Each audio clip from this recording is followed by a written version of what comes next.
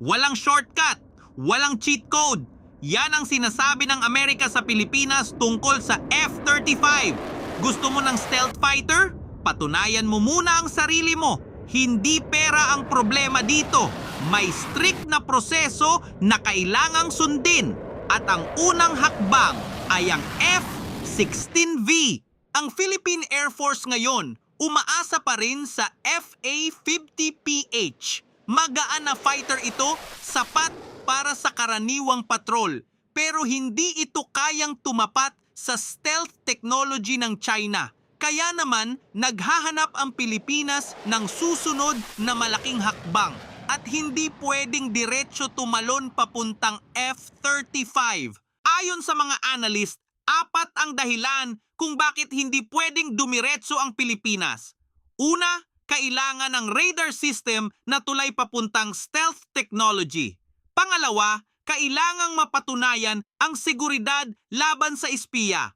Pangatlo, kailangan ang matatag na logistics base. At pang-apat, yan din ang dinaanan ng ibang kaalyado ng Amerika. Una sa lahat, pag-usapan ng radar, ang F-16V ay may dalang APG-83 radar mula sa Northrop Grumman. Ang processor at software architecture nito galing sa pundasyon ng radar ng F-35. Ang APG-83 ang pinakamalapit na humahabol sa lakas ng stealth fighter. Pero bakit hindi pwedeng basta bumili ng radar ng separado nang hindi kasama ang buong eroplano? Sa totoo lang, hindi ganoon kasimple ang teknolohiya. Kalahati lang ng kwento ang hardware ng radar. Ang kabilang kalahati, ang software, sensor fusion at ang integration nito sa buong combat system. Walang paraan para ma-master ito kung hindi mismo gagamitin sa totoong flight operations. Bakit importante ang hakbang na ito? Dahil hindi pwedeng isalang agad ang piloto mula sa basic radar diretso sa sensor fusion system ng mundo. Kailangan munang masanay ang buong Air Force sa ganitong teknolohiya. Ang F-16V, hindi lang basta fighter jet. Isa rin itong training ground. Pangalawang hadlang, ang Link 16 network. Ito ang tactical data link na ginagamit ng mga kaalyado ng Amerika kasama na ang F-35. Bago bigyan ng access ang Pilipinas, kailangang patunayan na secure ang mga base militar natin. Walang puwang para sa espiya, walang puwang para sa data leak. Hindi ito basta paranoia ng Amerika. May totoong halimbawa kung paano nagiging mapanganib ang mahinang seguridad. Ang American F-16 technology na ginagamit ng Pakistan ay napaulat na na-expose sa Chinese intelligence dahil sa malapit na ugnayan ng dalawang bansa. Ang radar, electronic signatures at command systems nasilip. Kaya naman, mas mahigpit ang bantay ng Amerika ngayon bago maglabas ng advanced technology. At narito ang totoong sukat ng pondong nakataya dito. Ang kasalukuyang fleet ng FA-50 ng bansa ay kinuha sa halagang 18 bilyong piso. Malaking pera na ito para sa marami. Pero kahit gaano kalaki ang nagastos sa FA-50, malayo pa rin ito sa presyo ng mas advanced na fighters. Hindi sapat ang budget na ito para makabili agad ng ticket papuntang F-35. Kasi ang totoo, kahit gaano kalaki ang nagastos sa FA-50, hindi pa sapat ang infrastruktura natin. Kulang pa ang radar, ang data network at ang seguridad para humawak ng stealth fighter. Walang halaga ng pera ang makakabili agad ng tiwala ng Amerika. Kailangang kitain muna ang tiwalang yan bago pag-usapan ang F-35. Pangatlong hadlang, ang logistics. Isang helmet lang ng piloto ng F-35 nagkakahalaga na ng $400,000. Kailangan pa ng climate-controlled na hangar at espesyal na maintenance para sa stealth coating.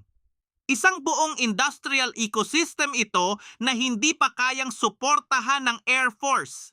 Kung titira agad mula sa FA-50 papuntang F-35, tiyak na magiging hangar queen lang ito.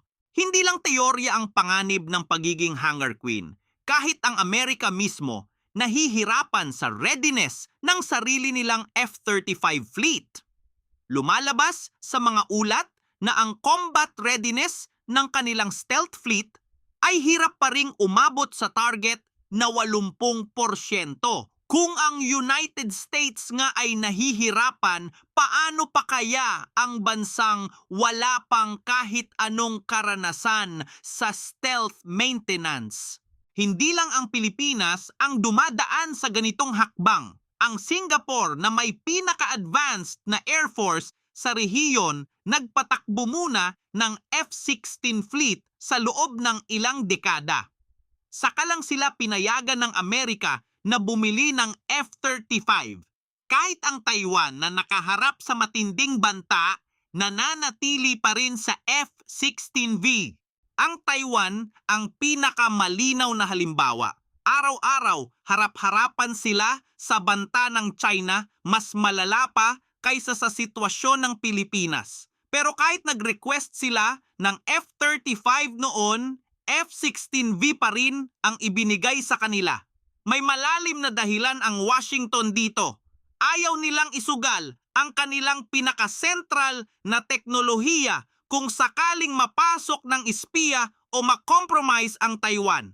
Ang F-35 ay masyadong delikadong ilagay sa frontline kung walang solidong garantiya ang seguridad. Kaya kapag may nagsasabing laktawan na ang F-16 at dumiretso sa F-35, pampalubag loob lang yan.